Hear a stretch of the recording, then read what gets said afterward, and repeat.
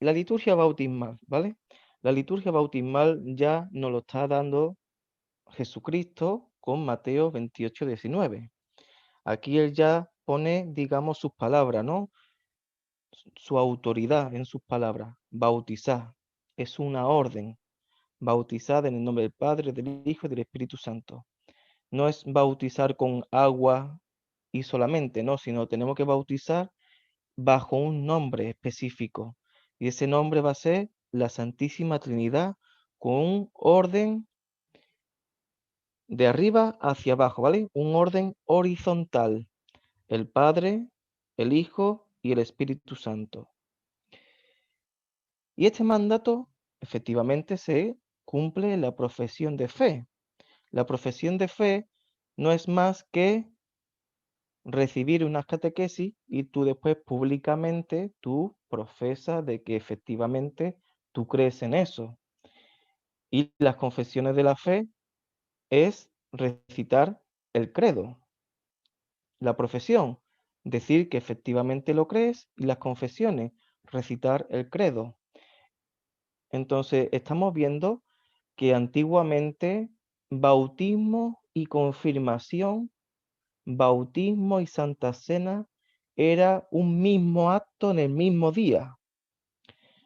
Yo no sé si vosotros tenéis testimonio de personas, porque antiguamente no hace mucho se celebraba, de que personas que tenían 8 o 9 años se bautizaban y en el mismo día hacían la primera comunión.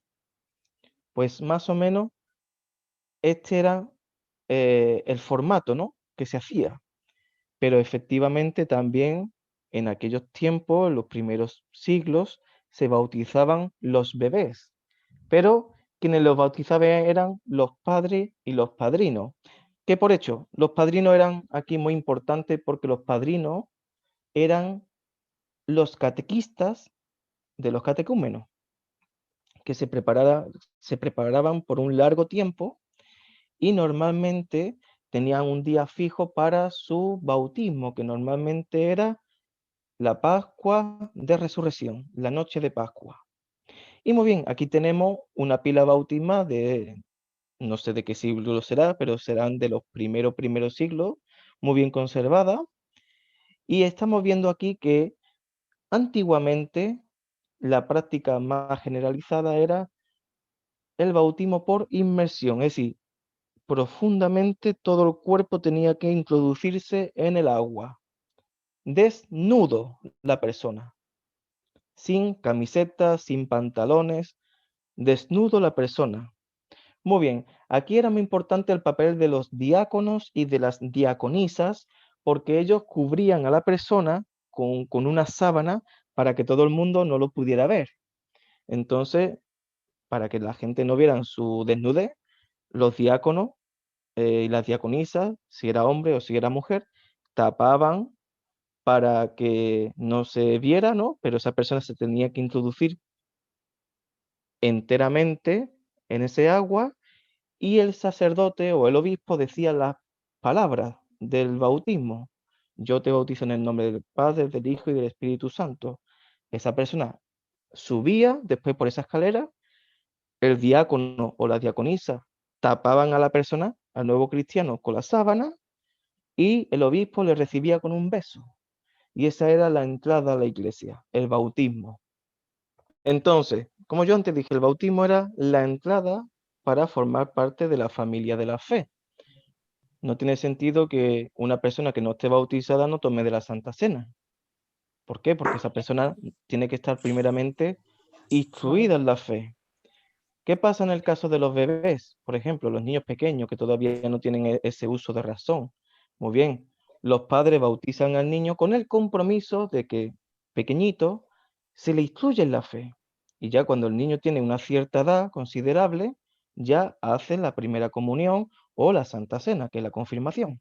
Ujú. Entonces, vemos que la pila bautismal siempre estaba en la entrada o fuera de la iglesia. He puesto algunas imágenes para que veamos que hay las dos formas. Pero qué curioso, ¿no?, que esté en la entrada o fuera de la iglesia. Eso nos indica del que el bautismo es el primer paso, ¿no? Es la puerta hacia la iglesia. y la didaqué lo enseña. Solo aquellos que han sido bautizados pueden tomar de la Santa Cena. ¿Por qué esto se hacía normalmente en el día de la Pascua de la Resurrección?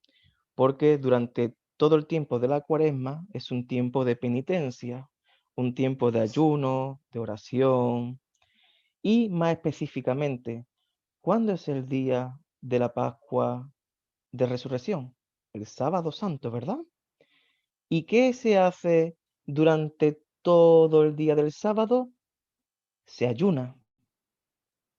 ¿Y esa costumbre de dónde se sacó? De la Pascua judía. Los judíos antes de la Pascua, durante un día, no comían nada. Y efectivamente por eso se tomó esta costumbre de que los primeros cristianos se bautizaran en ese día, ¿no? Para que en ese día ayunasen, pero no en el sentido de mortificar su cuerpo, sino en el sentido de, oye, te va a acercar a algo santo, ¿no? Va a recibir la primera, bueno, tu primera comunión, el bautismo. Entonces estaban dándole ese valor, ¿no? A ese momento.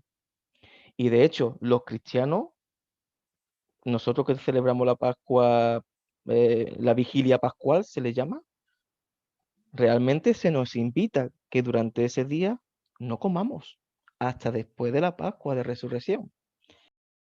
En el bautismo se nos da el perdón y la gracia de Dios. Y de eso no hay duda. Y eran imprescindibles unas catequesis, ¿ok?